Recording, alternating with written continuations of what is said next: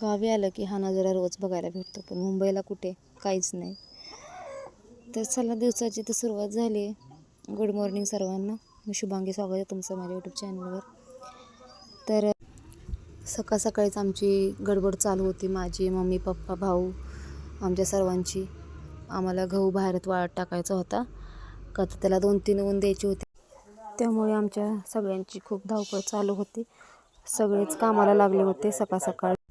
योगायोगाने मी या पिरियडमध्ये आले, नाही तर काय आम्हाला सगळं ऐकतं आमच्या घरी पोचवतं. आम्हाला जास्त काही मेहनत घ्यावी लागत नाही. पण खरंच जे दिवस रात्र शेतीमध्ये कष्ट करतात ना, त्यांचं खरं कौतुक केलं पाहिजे, की दिवस रात्र एवढी मेहनत करून ते ऐकतं आम्हाला पोचतं करतात. खरं तर मुंबईच्या वस्तीला जास्त लोकांना ह्या गोष्टीचं महत्त्व नाहीच कळत, की शेतकरी शेतामध्ये किती दिवस रात्र कष्ट करत असेल. पण तरी छान वाटते की खूप वर्षाने असं योग येतो आहे.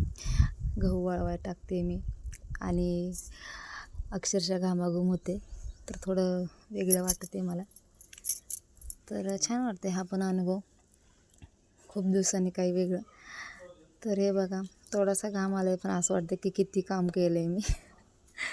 पण एवढं काही नाही त्याच्यामध्ये.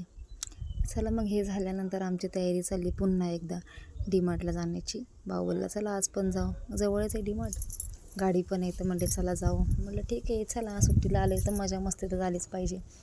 आलो परत, मग मस्त असं स्वतःचाच फोटोशूट करून घेतला आणि त्यानंतर आईस्क्रीम,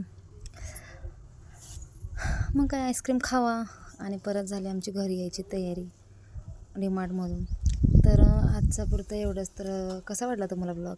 आवडला असेल तर नक्की लाईक करा, शेअर करा, सबस्क्राईब करा. मी असेच नवनवीन ब्लॉग तुमच्यासाठी घेऊन येणार आहे, तर नक्की बघा आणि कमेंटसुद्धा करा. चलो, बाय बाय.